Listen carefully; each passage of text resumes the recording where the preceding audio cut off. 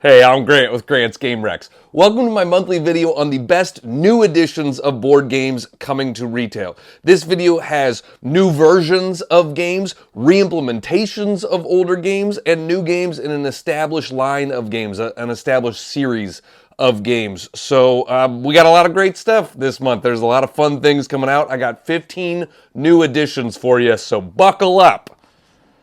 You don't actually have to buckle up. This is not dangerous whatsoever. This is board games. First up this month, 25th Century Games is releasing a new version of the game Penguin Party that originally came out in 2008. This plays 2 to 6 players in 15 minutes, and it is a lightweight card game. As I mentioned, this originally came out in 2008, so now this is same game, just sort of updated art, updated graphic design. It's actually from designer Rainer Knizia, a very well-known designer, and in the game you are playing cards from your hand, building a pyramid of penguins. You can play any card on the bottom row, but then any card that goes above those ones on the bottom row has to match one of the two colors that it is going on top of, sort of what is supporting it, and you are trying to play out your cards the fastest. So it's, a very simple game. They say plays ages 6 and up. So if you're looking for a game you can play with your kids, it's just about putting down cards and sort of color matching and building a pyramid of penguins. That's fun. Arcane Wonders is releasing the game Freedom 5, a Sentinel Comics board game. This plays 1 to 5 players in 90 to 240 minutes, and it is a medium weight game.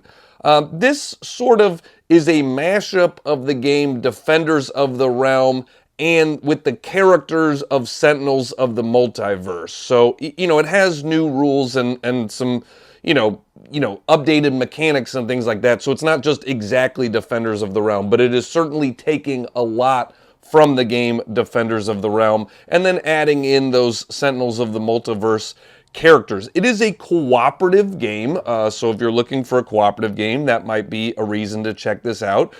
You are playing as heroes, and every hero in the game has unique abilities, and you are managing crises throughout the city, and you're saving bystanders, and you're, there's villains. There's villains that are coming in, and so you're trying to defeat the villains. There are going to be a bunch of scenarios, and you can play it as individual scenarios, or you can sort of play it through a campaign. So I like when there is the option to do both, because sometimes you can't get the same group of players together to play through a full campaign, but you can play this in standalone challenges. So it's nice to have that flexibility. There is some dice rolling in terms of, doing these checks to see if you can defeat these villains and minions.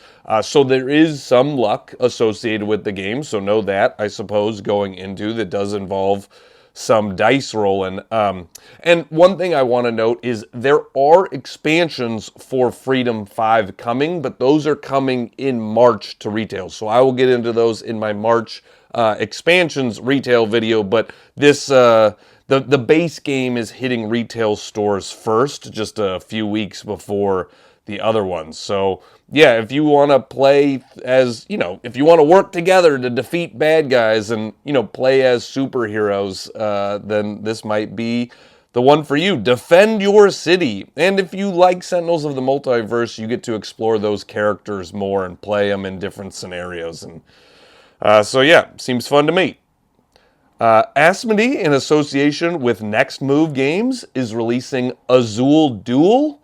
This plays 2 players only in 30 to 45 minutes, and it is a medium weight game, but on the lower end of medium weight. So this is a 2-player version of the game Azul. We have seen this. This is a real trend in the board game hobby right now, is releasing these dual versions of already popular games, and I'm here for it. I think a lot of times the dual versions are better than the regular version. Like, for instance, I'll never play Splendor again. Splendor Duel is just a better game than Splendor, and I want to play Splendor Duel all the time. And so, I haven't played Azul Duel yet, so I can't tell you whether it's better than regular Azul, but it certainly is inspired by the first version of Azul. There's been a decent amount of versions of Azul, and mechanically it has some similarities to the first version of Azul. You will be grabbing these tiles off of the coasters, the factory displays, and so you can do the same thing like in regular Azul, where you can grab all of one color off of a factory display, and you are going to add them to rows on your own personal player board, and then when you have a row filled, you can move the stuff over to your grid area. So all of that is fairly similar to regular Azul. One of the differences here is that you are going to be drafting these tiles to then put on your player board that then the little tokens move onto. And so every time you play the game, you're going to have sort of a different assortment of tiles with different patterns that need to be fulfilled. When you draft tiles off of factory displays, I don't know what to call everything. There's so many tiles. There's different tiles. There's the little tiles and then the big tiles, and I don't know what all of them officially are called. So when you draft the beautiful tiles, that's a good way to call them, the beautiful tiles versus the board tiles. When you draft the beautiful tiles off of the factory display coasters, instead of pushing them all into the middle, then you'll push them to this little moon side of the coaster, and then those become available in different ways. And then there are these little sort of upgrade tokens, and you can use the upgrade tokens to finish a row that you haven't finished. So there's definitely a little bit more complexity in this version, I think, than in regular Azul. That's what it seems like in watching videos and checking it out. I will say, I do think Azul worked fairly well for 2 players, but there was a cutthroat aspect to it, for sure, and I don't know if this maintains that, but I am definitely excited to check out Azul Duel and check out sort of the new mechanisms that they've added to this version of Azul. Next up, Bezier Games is releasing Silver Fang. This plays 2 to 4 players in 30 to 60 minutes, and it is a lighter weight card game. This is the last game in the silver line. I think this is maybe the 5th one. There's been a decent amount of these silver games, and all of them can be mixed and matched. They can be played standalone separately, so you can have all of them, or you could have just a single one if you wanted to. But all of them mechanically are the same in that you're starting with a row of face-down cards, and then you're trying to get the lowest value in the row you have in front of you, the cumulative value between the cards. But you'll be playing cards and replacing cards and using special ability of cards. When you play a card down, it might let you look at one of your cards or swap a card with another player, things like that. Every silver version comes with different characters that have some new art and some different special abilities on the card. So they all mechanically play the same, but they will have some new abilities and things you can do during the game. This one is also unique. This Silver Fang version is also unique because it includes team rules and cards that, while they work for individual player games, they can be leveraged for team play. So we haven't seen team play in Silver before. So if you want to be able to play it as a team game, then Silver Fang would be for you, for sure. Bright Eye Games is releasing The Plot Thickens Adventure. They have released a number of Plot Thickens games, and this one thematically is a little bit different. Plays 2 to 4 players in 20 to 60 minutes, and it is a lightweight game. All of the Plot Thickens games are storytelling games. You need to be somebody with imagination and creativity to really like these games. You will take your hand of story cards, and all the story cards are people, places, and things, and then you're going to be playing them out and laying out the tale of your character. And then you can weave the story together. You know, you are going off of what somebody else said and then adding your sort of plot points and elements to the story. It is a cooperative game, but there are some benefits for doing it well. If you are the storyteller with the most points at the end, you get to come up with the ending for the story. If you're the person who connected and wove the stories together with the most other players, then you're the author and you get to name the story. This version is adventure, and again, I mentioned sort of thematically each of them is a little bit different. In this version, you'll explore uncharted territories, interact with the wildlife, and try to claim hidden treasures. So each of the versions of the plot thickens can be combined and mixed and matched as well, or they can be played separately. So if you want to figure out how to weave adventure with some of the other stuff, you can. Some of the other versions there's a detective one, there's a sci-fi one, there's a romance one. You better believe I want to put romance and adventure together. That's my kind of romance. Next up, Capstone Games is releasing Beyond the Horizon. This plays 2 to 4 players in 90 to 120 minutes, and it is a heavyweight game or maybe a medium plus weight game, you know, on the higher end of medium to the lower end of heavyweight. This is a spiritual successor to Beyond the Sun.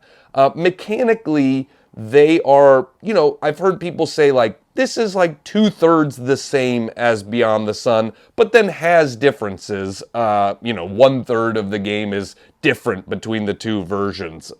So, you know, this is a standalone game. You don't have to have played Beyond the Sun to enjoy Beyond the Horizon, but your learning curve will certainly be reduced if you have played Beyond the Sun.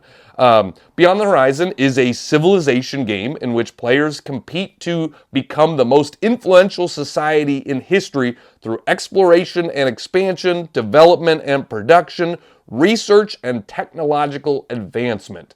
Both of the games have these branching trees, these branching pathways on the boards, and so you're going to be putting your pawn down to explore technologies, get upgrades, and then, you know, go down different branching pathways. It kind of looks like a tech tree, you know. If you like tech trees in games, then you might like this one. Or if you're looking for a new heavyweight game, you're going to explore, you're going to earn points for exploring new lands, settling and building new cities, advancing technologically, and increasing your cultural and economic development. So, you know, like most games, the player with the most points at the end of the game wins. Whoa, what a novel idea here. Devere Games is releasing a new version of Venturesome.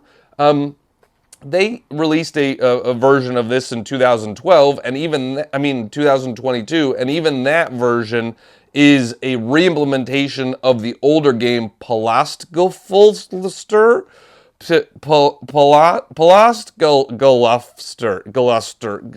I don't speak German, but it was a German game that was, had its fans, and now this is the new version of that game. Plays 2 to 5 players in 30 minutes, and it is a lighter weight card game. This is a card game where you will have a hand of cards, and you are playing cards down in front of you, and then getting the special ability. Each of the suits of cards is going to get you a different special ability. And some of those special abilities might be preventing other people from playing a certain type of card, or swapping cards, or, you know, getting a new card and switching out a card.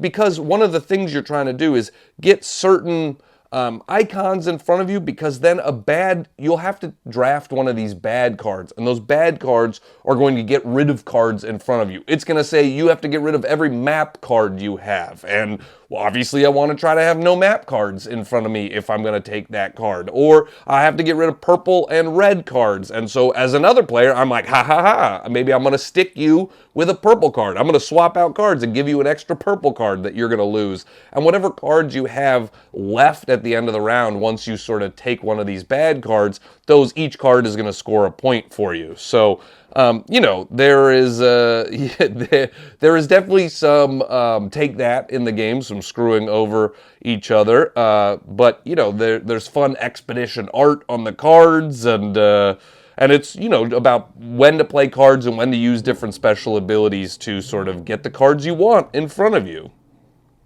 Devere is also releasing a new version of the game Tinco. This plays 3 to 6 players in 20 minutes, and it is a lightweight card game. Both of the Tinco and Venturesome games are sort of in their line of, they have a line of small box card games, and both of those are new games in that line. Tinco is a sort of fast-paced party game. You have a hand of cards, and you can trade with anybody playing. You're saying, hey, I've got 2 cards. I got 2 cards I want to trade. Someone's like, I'll trade, but you don't know what cards they're giving you or what cards they don't know what cards you're giving away. You're just trading 2 cards, and then you're picking it up, and you're trying to get a hand of cards that are all the same. They represent different, like animals, I think, but, you know, it's kind of a little bit like funky art. But if you have a hand of 5 cards of the same type, of the same color, then you can grab this little token from the center of the play area. Now, even if anybody else doesn't have a hand of 5 of the same cards, they can try to grab a token as well after the sort of token seal has been broken. And then, you know, if you're doing well, you move up in this on this card you have, and if you're doing poorly, you move down, and the game ends when either somebody hits the top or somebody hits the bottom, and whoever's done the best. And so if you want a social game, if you want sort of a trading negotiation game, but with hidden information, then you might like Tinco. It is, you know, very fast-paced. Every round should be just a couple of minutes, and then you play a number of rounds. The first player, to reach 5 points wins. That's moving up the track to the +5 instead of the -5. Everything Epic Games is releasing to retail Grindhouse Season 2. Grindhouse originally came out in 2020, plays 2 to 6 players, 20 to 30 minutes, and it is a lightweight game. This is a horror-themed board game, so if you're looking for something for Halloween season, or if you just love the horror genre, then Grindhouse might be for you. It is very dark and gruesome, so know that going in. You will play through various different rooms. There are different rooms, and you are sort of doing a challenge in this different room, but your character is going to get beat up. You are going to take wounds. You are going to lose limbs in the game. You are literally going to have your arm severed off. That's why it's called Grindhouse. And so you are trying to sort of survive all of the rooms and you know, do it with the least wounds possible. Survive the rooms with the least wounds.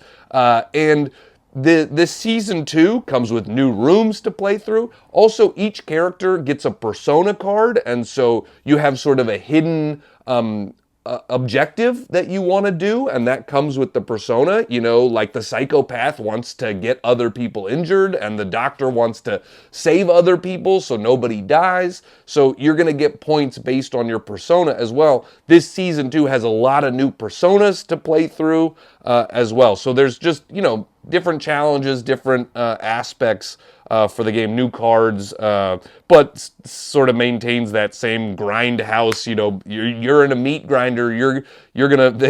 I like the tagline of the game where they say it's something like if all it takes is an arm and a leg to survive, then you got lucky, or something like that. I can't remember what it was, but it is definitely you're like, wow, all right, this is gonna be dark for sure. It lets you know what it is right away for sure. Gamelin Games, in association with the Op, is releasing Tiny Epic Game of Thrones. This plays 1 to 4 players in 45 to 60 minutes, and it is a medium plus weight game. In fact, I would say this one seems for the Tiny Epic series, seems one of the highest in the sort of weight complexity ratings of any I've seen. If you are a fan of Game of Thrones, that might be a reason to check this out. You are using, one of the things that is really cool is there's not a lot of downtime in the game, because the active player is going to draft a dice, and then they are going to place the dice on this sort of action board. And where they place the dice gives them an action that they can do. Only the main player, the active player, can do the sort of the action of the place where they put the dice. But the face of the dice, everyone else gets to follow. And so you're always involved in this game. There is no downtime, and that's a very unique system of, okay, when I select a dice, when I draft a dice, I want to take a face that, isn't helping everybody else, but obviously it's going to help them somewhat, but then place it in a place that I really need. It's a cool system for sure. And then beyond that, it's a lot of area control combat stuff. As you might expect with Game of Thrones, there's going to be a lot of conflict in this game, but you are deploying troops and resources out onto the board and engaging in combat. You can also form alliances with other houses in the game, and you're going to be doing that by sort of getting some meeples that are going to go on your board, but those alliances are fleeting. Those alliances are going to change throughout the game, and so you want to take advantage of it when it presents itself to you, but you can't depend on it for the whole game. It certainly thematically does a good job connecting to Game of Thrones in that sort of shifting alliances, conflict aspect of the game. You also have cards, and they're all very multi-use cards, so that's something I like in games, because it makes, every card is good, but you have to make tough decisions, because it doesn't matter if the card is good. It has to be good for you and good for your strategy in that moment, in that game. And so, the hand of multi-use cards is going to allow players to plot against the influential houses of Westeros, orchestrate grandiose events, partake in exhilarating battles. And the Tiny Epic series in general, they do a lot with small boxes. There is a lot of strategy packed into a box that's only about that big. So if you're looking for a game that feels bigger than it actually is, and, it still takes up a decent amount of imprint on the table. It's not like it's just, all the components are small. There's a lot of stuff in the boxes. They fit in the boxes. But if you want a game that can travel easily, that still feels very, big on strategy, then Tiny Epic Game of Thrones might be for you. Flat River Games, in association with Rebellion Unplugged, is releasing Joyride Duel Next Gen. This is a two-player only version of the game Joyride Survival of the Fastest. Plays 20 to 45 minutes, and it is a medium weight game. Here's another duel game that we were just talking about, how they are releasing two-player versions of games that are getting pretty popular. This is a standalone game, but it does, all the stuff in it is compatible with any other version of Joyride. So this version has 2 unique cards, 4 powerful items, 12 tracks, and 2 different maps. And so you can combine that with content from other Joyride stuff. If you don't know Joyride, it is a game where you are going to be rolling dice and shifting gears for your cars to race around these checkpoints on these tracks, but you can also slam into other cars and knock them off course, or use items and weapons and things like that. So it's a racing game, but there's a lot of conflict and a lot of player interaction between. It's not like you're just like, hey, I'm just trying to get to the finish line fastest. No, you're going to be doing a lot of stuff along the way, and so if it's almost like a demolition derby in that way, but with a finish line. And I like that there's like pushing your luck with taking corners. That's like, oh, do I want to roll this die? Because if I roll too high, I might not make this corner. And so there is some push your luck aspect to the game. So if you, the other nice thing about this is a lower price point for Joyride because it's a smaller box, a smaller component. So if you want to try out the game before you buy more Joyride content, then Duel might be a good way to do that. Flat River Games, in association with Maestro Media, is releasing Donald Duck in Happy Camper. Plays 2 to 4 players in 30 to 45 minutes, and it is a lighter weight game, but maybe on the upper end of lighter weight games. Maestro Media is getting known for doing a lot of these IP games. They just released a Strawberry Shortcake game that I talked about in my Best New Games Coming to Retail version. They have a new Smurfs game. This is in this video because this is actually a re-implementation of an old Wolfgang Kramer game called Goldland that came out in 2002, so over 20 years old. So this is and part of the reason they're doing this now is Donald Duck just hit 90 years old. So this is sort of this is coming out the anniversary year of Donald Duck being 90 years old. So if you've been a fan of Donald Duck, then that's a reason to check this out. In the game, players race to explore, set up camp, and earn badges, balancing speed and resources. So, one of the interesting things, you're going to sort of reveal tiles and gather resources from those tiles, but the more resources you have in your bag, the slower you're going to go. So it's about managing your resources and, do you want to race ahead to get to the best photo spot, or do you want to set up tents on different terrains throughout the map and sort of be more methodical as you go along? So yeah, that is Donald Duck in Happy Camper. I love the name too. It feels like one of those old animated movies, it was never like Mickey Mouse. It was like Mickey Mouse in this scenario or that scenario. So this is Donald Duck in Happy Camper. Donald Duck is taking a bunch of ducks camping. Renegade Game Studios is releasing Battle for the Deep, powered by Axis and Allies. Plays 2 to 4 players in 90 minutes, and it is a medium weight game. As you might surmise from that title, this is a reimplementation of Axis and Allies. Axis and Allies is a big war-themed game where you're playing as different factions. Well, in this game, there are 4 aquatic factions, and you are vying for control of the vast oceans. There's the undersea kingdoms, the Leviathans, the Protectors, and the Denizens of the Deep. And so, if you like war games, this is more of a fantasy-themed war game. And you can make allies. You can choose an ally. Factions will play differently, and you can choose an ally during the game. And if you're a fan of Axis and Allies, or if you just sort of have wanted Axis and Allies, but you don't want to just do like real world war theme, then Battle for the Deep might be for you. Stonemaier Games is releasing Finspan. This plays 1 to 5 players in 45 to 60 minutes, and it is a medium weight game. This is a reimplementation of Wingspan and also Wormspan, I suppose. And in this one, thematically, it's different. Wingspan was all about birds. Wormspan was all about dragon.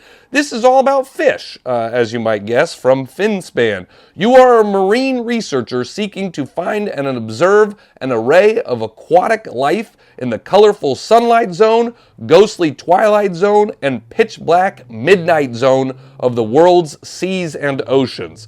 So, mechanically, it is similar to those other 2 games. You have rows, you're going to be putting cards down, you're going to be sort of running the engine of your rows. It is largely a multiplayer solitaire game, meaning that, what I'm doing is not really affecting anybody else. So you're just trying to sort of build the most efficient engine. One of the things that I have seen people note about Finspan is that it's a little bit easier to get into and plays quicker than those other games. So if you're looking for sort of an easier version to get to the table, this has a lower learning curve and just plays, maybe in half the time of some of the other games in the series.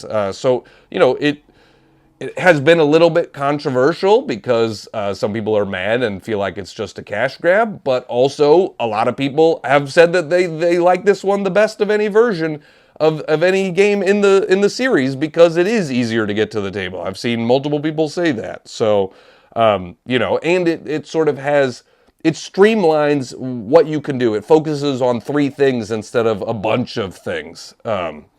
So yeah, that is Finspan. Stonemaier is also releasing Between Two Castles Essential Edition.